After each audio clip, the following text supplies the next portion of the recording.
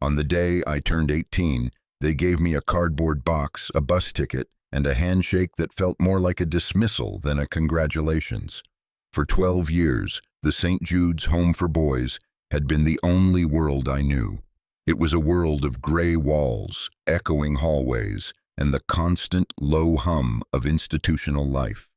My entire existence fit inside that box. 3 changes of clothes, a worn copy of a book I'd read 100 times, and a single faded photograph of a man with kind eyes and a tired smile. My grandfather, the only family I'd ever really known, and only from a picture. They told me he'd left me there when I was 6 and never came back. Abandoned.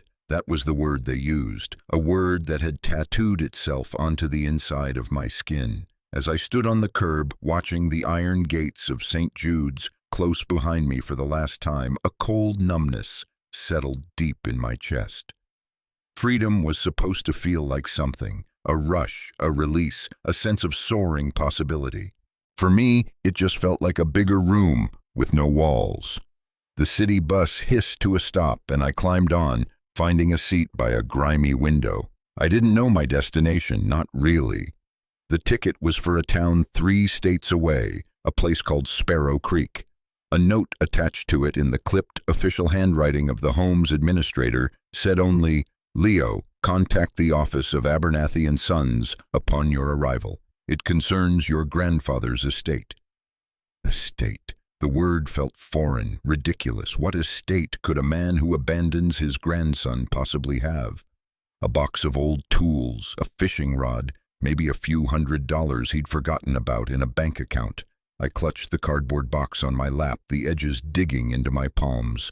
The bus lurched forward, pulling me away from the only home I could remember and toward a mystery I didn't have the energy to solve. The truth is, some stories you find change your life forever. This is one of them. And if you've ever felt adrift, like your past was a locked door, then maybe you'll understand what happened next. Stick around, because what I found in that small town wasn't just about a forgotten inheritance. It was about reclaiming a life I never knew I had.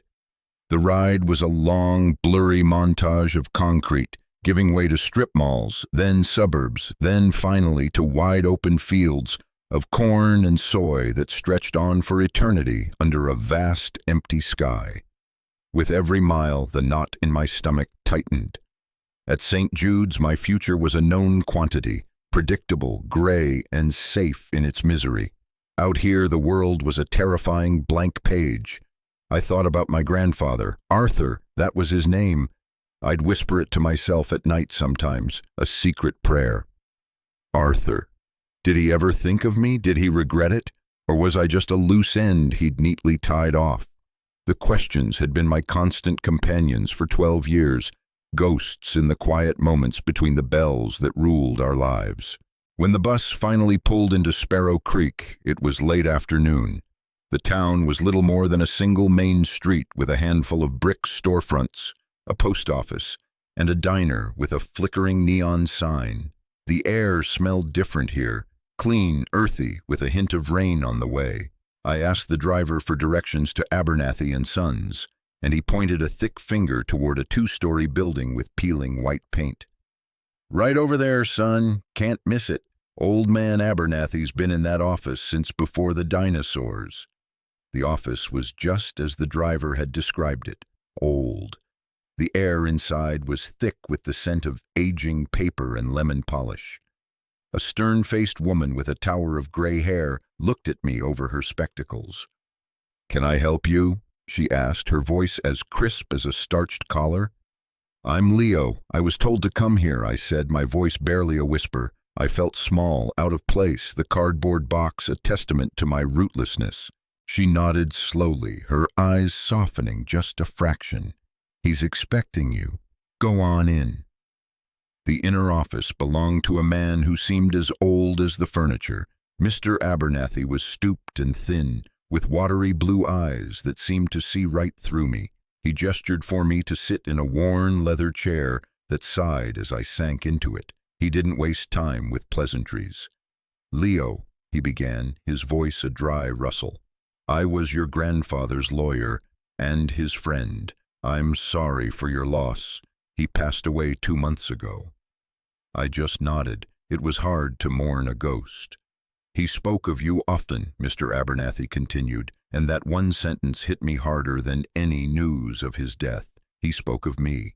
He left you everything. He slid a thick manila folder across the polished expanse of his desk. My name was typed on the tab. I opened it, my hands trembling slightly. Inside were legal documents, deeds, titles. The words swam before my eyes until one phrase snapped into focus. 912 acres. I read it again and again. It had to be a mistake, a typo. 9 acres, maybe, not 900. I don't understand, I stammered, looking up at him. My grandfather. He didn't have anything. Mr. Abernathy leaned back, his chair groaning in protest. Oh, he had the land, son. It's been in his family for generations, the old Caldwell place. It was his life's work, his pride and his burden. A burden. The word hung in the air. There are, however, complications, he said, his tone shifting to something more cautious. There are significant back taxes owed, several years' worth. And the property, it's fallen into disrepair. Arthur didn't have the means to keep it up in his final years. He paused, letting the weight of it sink in. There's also an offer on the table. A development company, Pioneer Holdings, has been trying to buy the land for some time. They're offering a substantial amount, enough to clear the debts and leave you with, well, enough to start a new life, free and clear. Freedom, there was that word again. A check for $1 million, maybe more. The ultimate escape. I could go anywhere, be anyone. I could finally leave Leo from St. Jude's behind. It was a clean slate handed to me on a silver platter. All I had to do was sign a piece of paper and walk away from a place I'd never seen, left to me by a man who had walked away from me. It should have been an easy choice, the easiest choice of my life. But as I looked at the folder, at my grandfather's spidery signature on one of the old deeds, something held me back. It was the same tired smile from the photograph, the same kind eyes. There was a story here, and for the first time in my life, I felt a desperate, aching need to know what it was. I want to see it, I said, my voice firmer now. I want to see the property. Mr. Abernathy studied me for a long moment, a flicker of something, respect maybe, in his tired eyes. I thought you might, he said, and a small smile touched his lips. Your grandfather would have wanted you to. He gave me a set of old, heavy keys and a hand-drawn map on a piece of yellowed legal paper. The property was about 5 miles out of town. There was no bus service that far out. Jed at the garage can give you a ride, Mr. Abernathy said, already picking up his phone. He'll be out front in 10 minutes. I thanked him, my mind reeling. 900 acres. Back taxes. A development company. It was all too much, a tidal wave of information that left me breathless. As I walked out of the quiet, dusty office and back into the fading afternoon light, I clutched the keys in my hand. They were cold and solid, real. They were the first thing I had ever truly owned. A rusty pickup truck that looked as old as Mr. Abernathy pulled up to the curb. The driver, a man with a weathered face and calloused hands, leaned across the seat. You, Leo? He grunted. I nodded. Hop in, Abernathy's covering it. The ride was mostly silent. Jed seemed like a man who didn't waste words, and I was too lost in my own thoughts to try and make conversation. We left the small town behind, and the road turned from pavement to gravel. The trees grew thicker, taller, their branches forming a canopy over the road. The world felt older here, quieter. We passed fields that had gone fallow, their fences sagging and broken. After what felt like an hour, but was probably only 15 minutes, Jed slowed the truck and turned down a long, overgrown driveway. At the end of it, nestled in a grove of ancient oak trees, was a house. It wasn't just a house, it was a relic.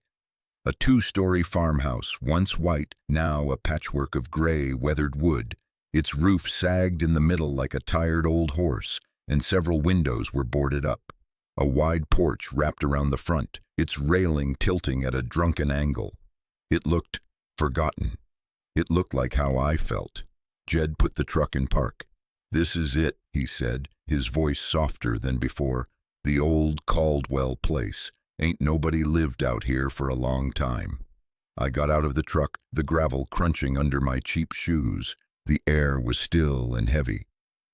I could hear the buzz of insects and the distant caw of a crow. It was the quietest place I had ever been. "Thanks for the ride," I said, turning to Jed. He just nodded. "If you need anything, town's that way," he said, pointing back down the driveway. "Good luck, kid." And with that, he put the truck in reverse and rumbled away, leaving me alone in a cloud of dust. I stood there for a long time, just looking at the house. This was it. My inheritance. My burden. My home. The keys felt impossibly heavy in my pocket.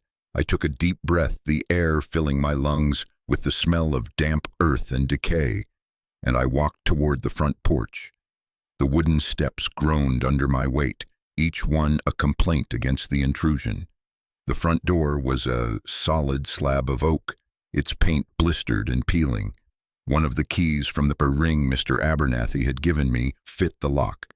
It was stiff, and I had to put my shoulder into it, but with a final protesting screech, the lock turned. The door swung inward, opening into darkness. The air that rushed out was stale and cool, a captured breath held for years.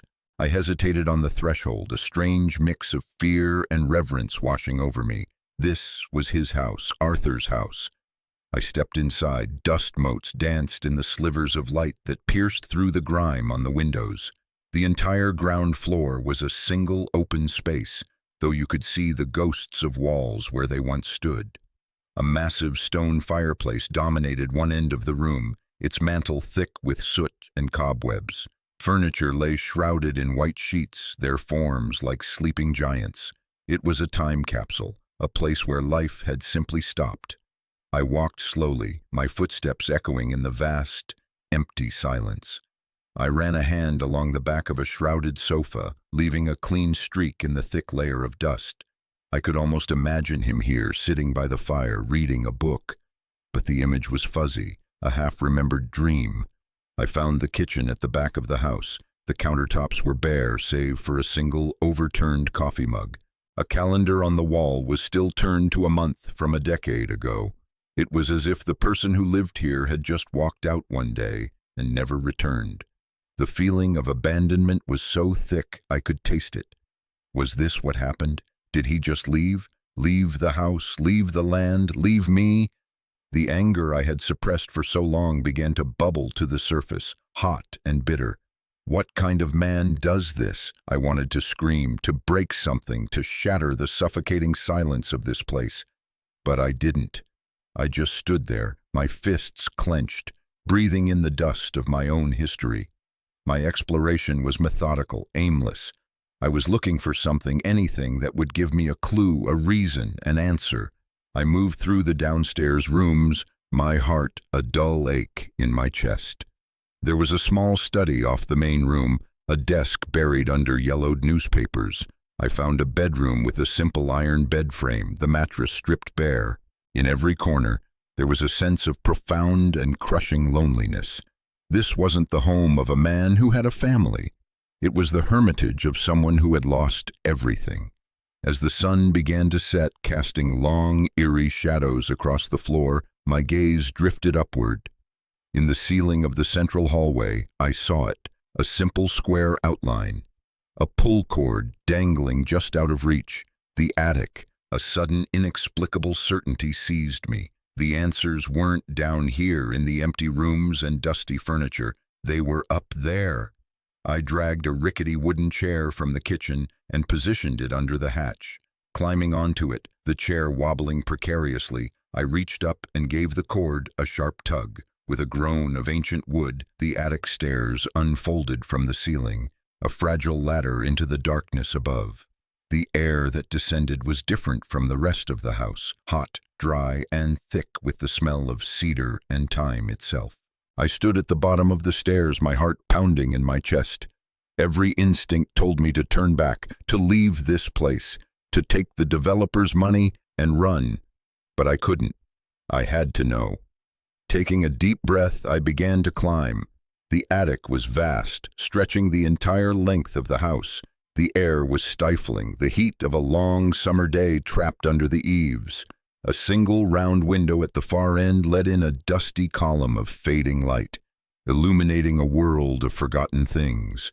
There were stacks of old magazines, broken chairs, dress forms, and boxes overflowing with objects I couldn't identify in the gloom. It was a graveyard of a life. I moved carefully, my feet navigating the narrow planked walkway between the exposed rafters. Cobwebs brushed against my face and the floorboards creaked with every step. I felt like an archaeologist uncovering a lost tomb, and in a way I was.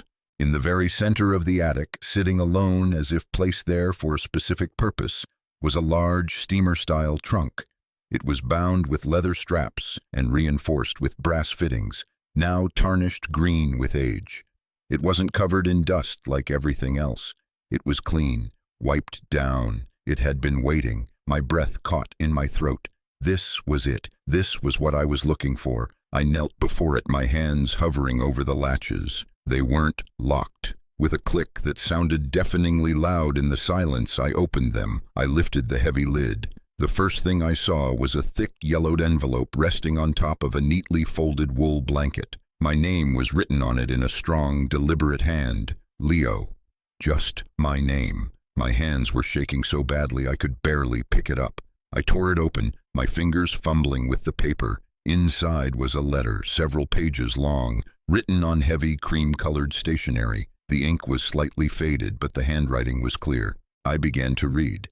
"My dearest Leo," it began, "if you are reading this, it means I am gone, and it means you have come home. I know you have questions. I know you must hate me. I wouldn't blame you if you did. The story you were told, that I abandoned you, is the story I needed everyone to believe. It was a lie, but it was a lie meant to protect you. Please, you have to believe that. Everything I did, every single day since I left you at the gates of that place, was for you." I had to stop reading. My eyes were burning, the words blurring through a sudden film of tears. I swiped at my face with the back of my hand, my breath coming in ragged gasps. He didn't abandon me. He was protecting me. The words were a lifeline, a counter-narrative to the one that had defined my entire existence. I forced myself to continue reading, my whole body trembling. "This land," the letter went on, "is your birthright. It is in your blood, but it has also been a curse.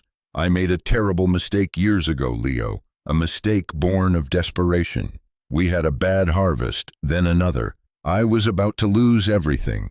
So I took a loan, not from a bank, but from men I shouldn't have dealt with. They helped me save the farm, but their help came at a price I never imagined. They wanted to use this land, its remoteness, for their own purposes. I was a fool. I thought I could control it, that I could pay them back and be done with it. But you can never be done with men like that." I could feel the shame and regret pouring off the page, the words of a man trapped by his own good intentions. I looked around the attic at the forgotten relics of his life, and I saw them not as junk, but as the remnants of a battle he had lost. "They saw you," the letter continued, and a chill went down my spine despite the oppressive heat. "They saw you playing by the creek one afternoon, and they made it clear that you were my leverage. That if I ever went to the police, if I ever tried to stop them, they would take you from me. Not to an orphanage, Leo. They would have made you disappear. I was trapped. The only way to get you out, to make you invisible to them, was to become the villain myself. To abandon you, to have you put into the state system where they couldn't find you. It was the hardest thing I have ever done, walking away from you that day. It broke me in a way that can never be repaired. I watched you until the gates closed. I promised myself I would get you back. I spent the next 12 years trying to untangle myself from them, to make this place safe for you again. I was so close. I am so sorry. I ran out of time." I dropped the letter, my hands unable to hold it any longer. The tears came freely now, silent, hot tracks down my dusty cheeks. I wasn't abandoned. I was saved. My entire life, the story I had told myself about being unwanted, was a fiction. a painful, necessary fiction. The 12 years of gray walls and loneliness weren't a punishment. They were a shield. He hadn't thrown me away. He had hidden me. I leaned my head against the rough wood of the trunk and cried. I cried for the 6-year-old boy left at the gate. I cried for the man who had to walk away. I cried for the 12 years we had lost. And for the first time since I could remember, I didn't feel alone. I felt seen. In the suffocating heat of that forgotten attic, surrounded by the ghosts of his life, I finally felt the love of a grandfather I had never truly known. When the tears finally subsided, a strange sense of calm settled over me. The anger was gone, replaced by a deep, aching grief and a flicker of something else, purpose. I looked back into the trunk. Beneath the blanket was more, stacks of letters, all addressed to me, one for each birthday I had missed. There were photographs of me as a small child, riding on his shoulders, helping him in a garden that was now choked with weeds. And at the very bottom, there was a thick, leather-bound ledger. I opened it. It was filled with his familiar, strong handwriting. Dates, names, figures. It was a record, a detailed account of every transaction, every meeting, every threat. It was the evidence he had been collecting, the weapon he had been building to win me back. The weight of it all was crushing. This wasn't just a farmhouse and some land. It was a legacy of sacrifice. It was a crime scene. And now it was mine. The offer from Pioneer Holdings suddenly seemed so different. It wasn't just an offer for 900 acres of dirt. It was an offer to erase him, to pave over his struggle, his love, his sacrifice, and build luxury condos on top of it. They weren't just offering me money, they were offering me a chance to be a different kind of abandoner, to be the one who walked away. I spent the rest of the evening and most of the night in that attic, reading. I read every letter, absorbing the years of missed birthdays, the advice he would have given me, the stories of his own childhood on this very land. He told me about the big oak by the creek, the best place for fishing, the secret patch of wild strawberries on the North Ridge. He was giving me a map, not just of the property, but of a life I could have here.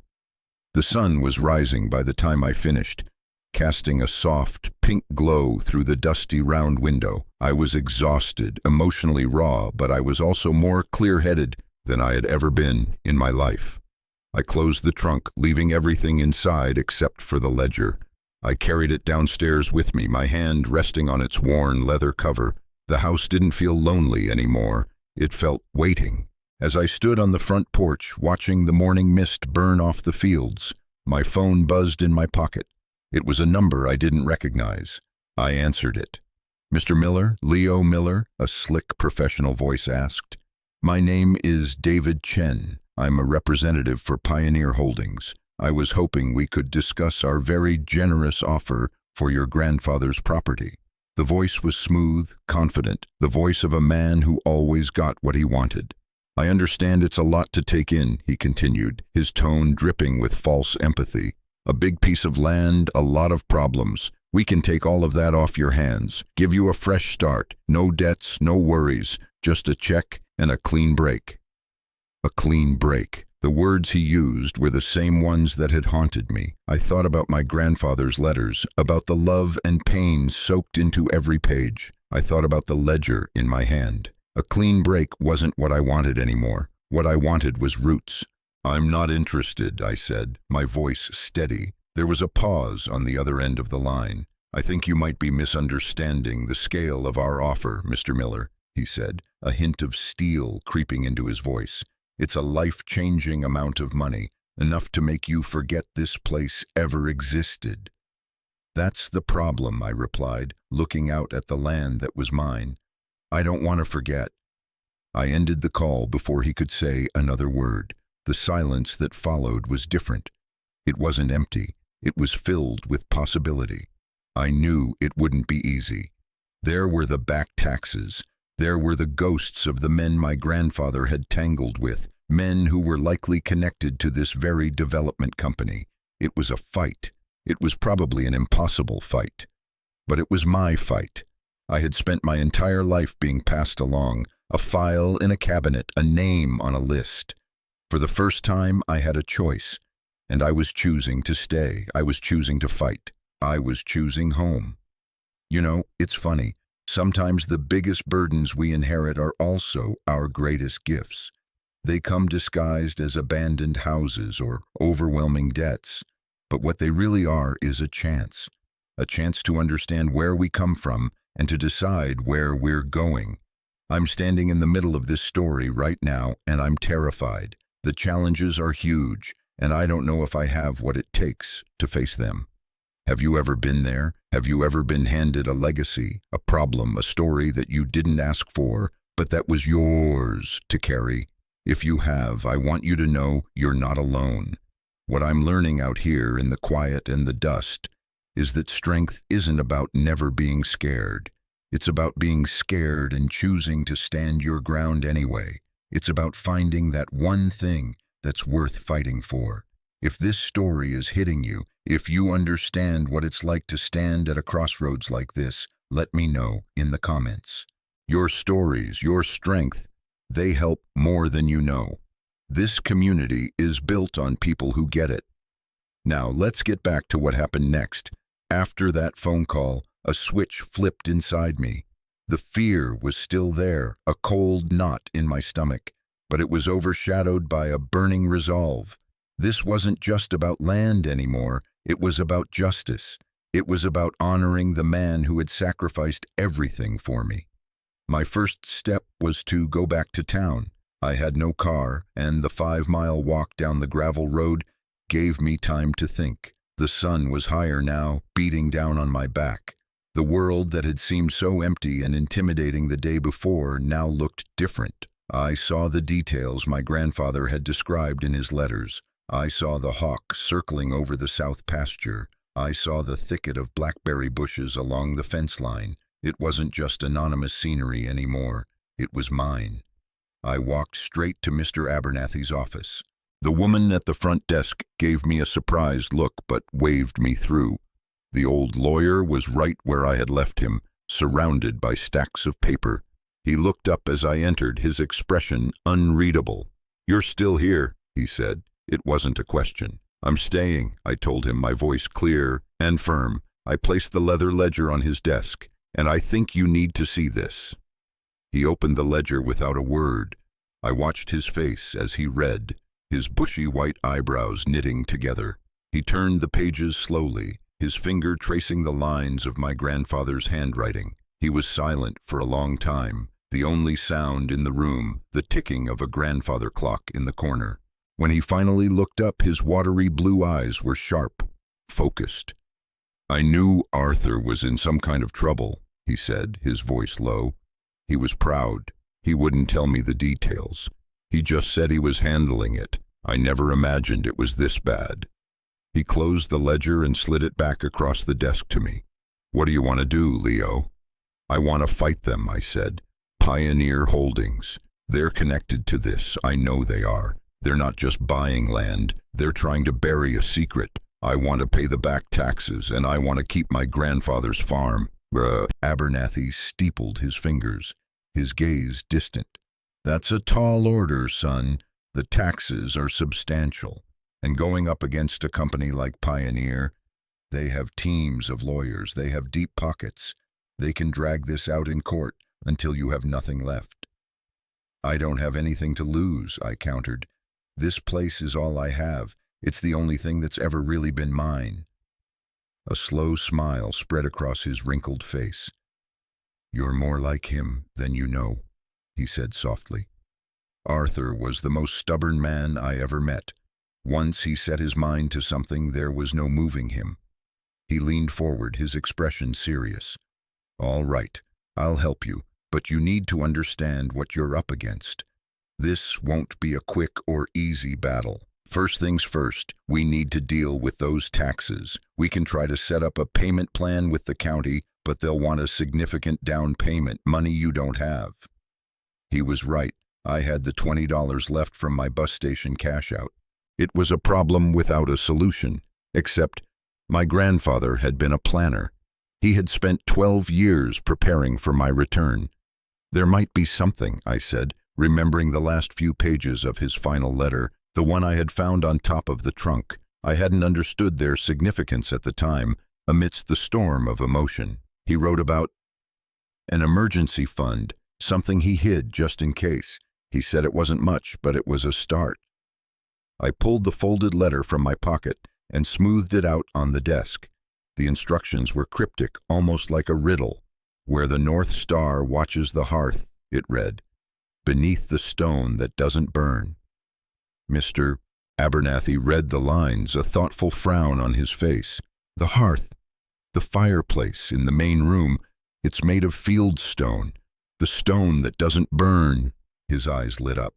"The keystone, the central stone at the top of the arch. It's usually a different type of stone, a harder one, slate maybe. It wouldn't burn through like the others."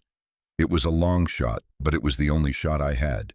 I thanked him for his time and his belief in me. "Be careful, Leo," he warned as I stood to leave. "If these people are who I think they are, they won't be happy about you digging around in the past."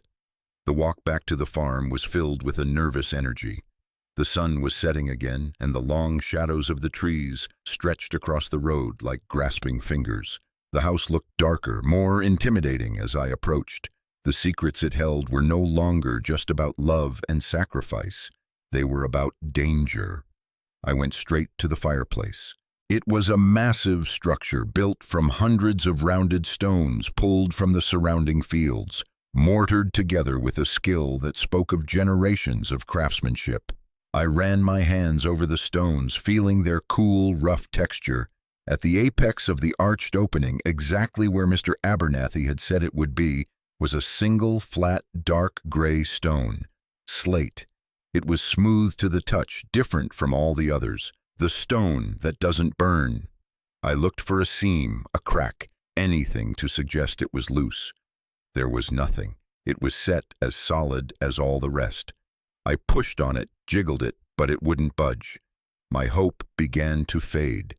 Maybe I had misunderstood. Maybe the money was long gone. Then I remembered the other part of the clue. Where the North Star watches the hearth. The fireplace was on the south wall of the house. The North Star would be behind it. It didn't make sense. I sank onto the dusty floor, frustrated and defeated. I stared into the black maw of the fireplace, at the soot-stained bricks inside. And then I saw it. Scratched into the soot on the back wall of the firebox, almost invisible in the gloom, was a crude carving of a star, the North Star. It wasn't watching the hearth from the sky. It was watching it from inside. My heart hammered against my ribs. I scrambled into the fireplace, my clothes immediately covered in black soot. I reached up and pushed on the back wall, right below the carved star. A single brick moved inward. It wasn't mortared in place. It was a dummy. I pulled it out, my fingers scraping against the rough edges. Behind it was a dark, hollow space. Reaching inside, my hand closed around a metal box. It was an old Army surplus ammo can, heavy and cool to the touch. I backed out of the fireplace and carried the box into the last of the fading daylight. It was rusted, but the latch was still strong. I pried it open.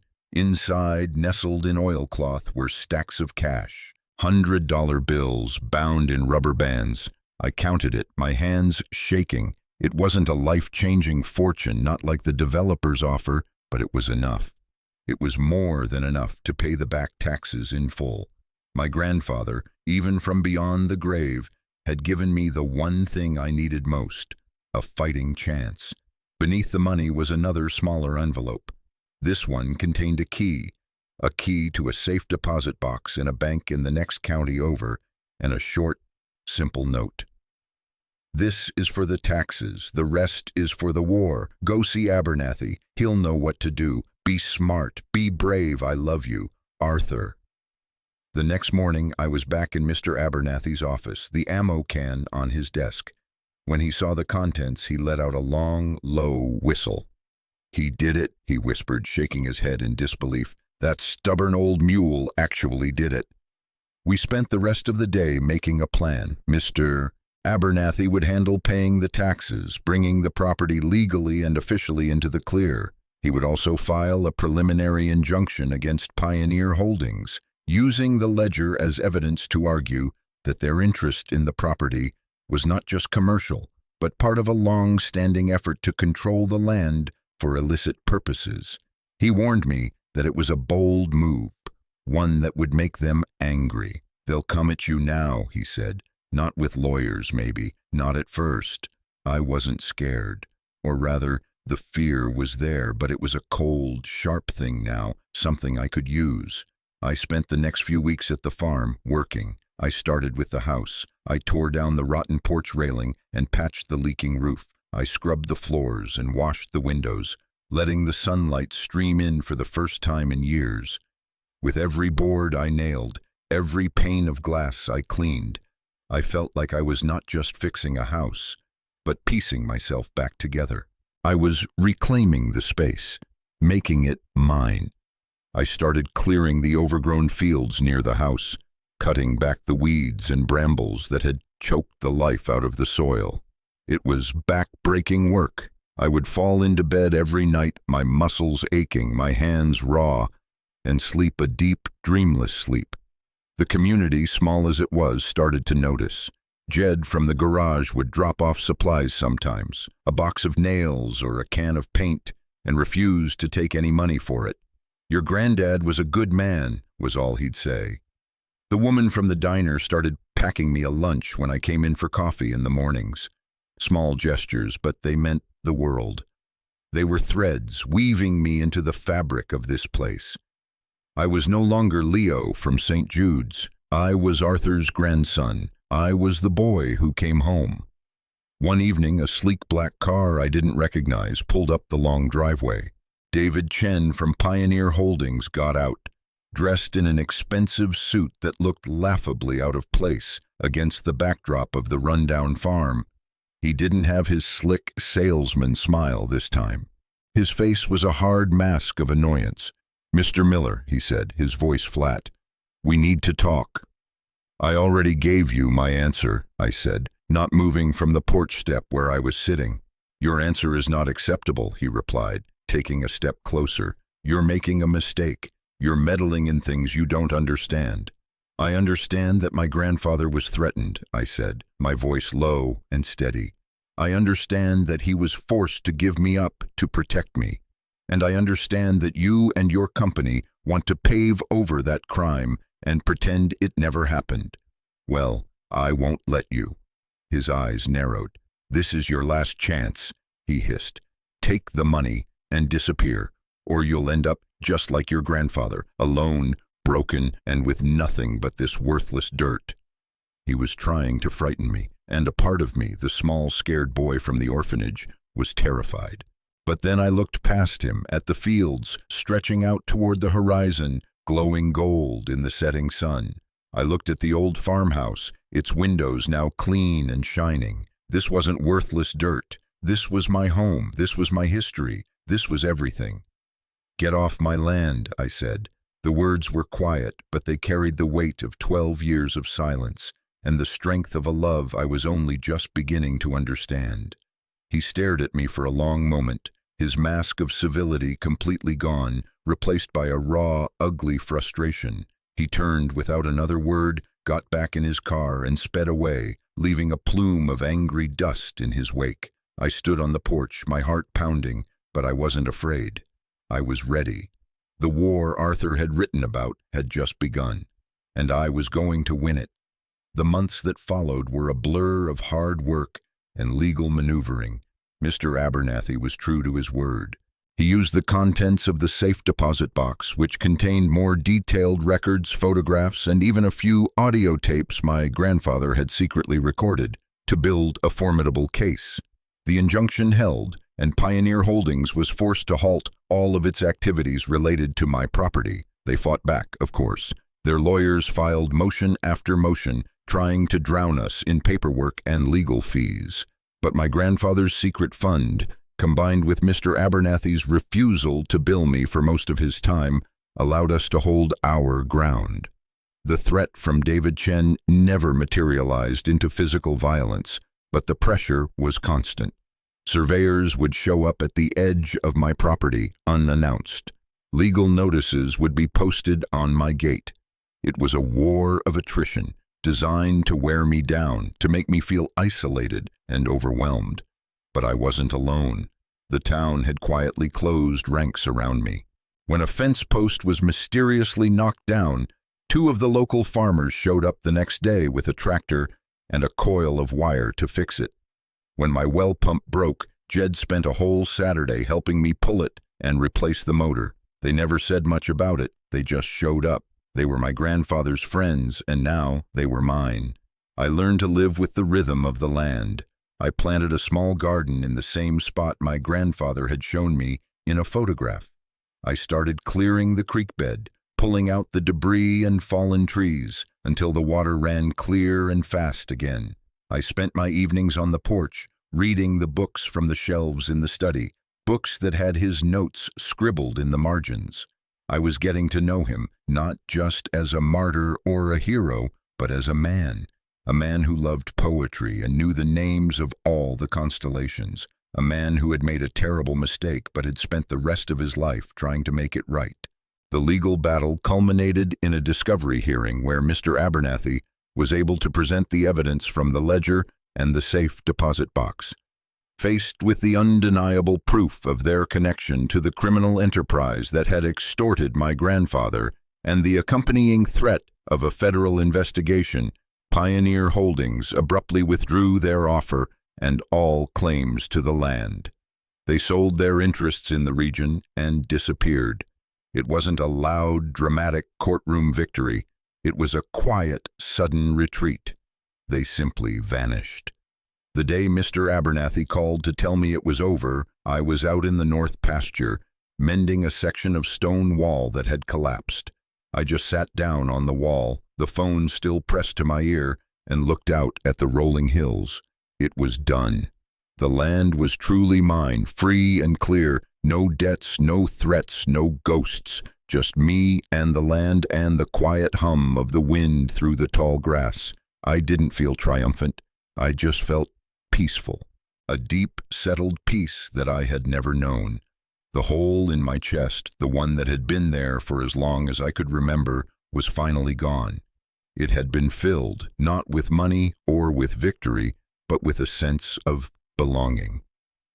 That evening, I went up to the attic for the first time in months. It was no longer a tomb, but an archive. I sat with the trunk with the letters and the photographs, and I talked to him, Mom. I told him everything. I told him we had won. I told him I was home. And in the quiet of that dusty space, I felt an answer, not in words, but in a feeling of pride, a feeling of peace, a feeling that the long, painful circle was finally closed.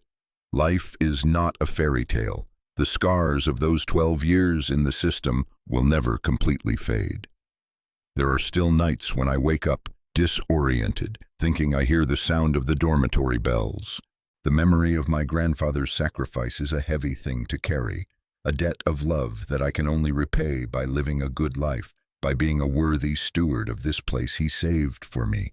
But the future, which once seemed like a terrifying, empty void, now looks like an open field. It's a place where I can plant things and watch them grow. Inheritance, I've learned, is so much more than land or money. It's the stories we're given. It's the struggles we're asked to finish. It's the love that's strong enough to last, even when people are gone. My grandfather left me 900 acres, yes, but what he really left me was a second chance. He left me a map back to myself. And that is a gift beyond any price. So what did this story teach you? What does the idea of home, of inheritance, of sacrifice mean in your own life? These aren't just stories we tell, they're the questions we live by. If you've made it this far, I want to thank you for listening. This channel is a place for people who understand that life is complicated and that our deepest wounds can often lead to our greatest strengths. If you believe in the power of these kinds of stories, consider subscribing and becoming a part of this community. Share your own story in the comments below, because every single one of us has a legacy to understand and a home to build, even if it's only inside ourselves. You are not alone on that journey. Thank you for being here.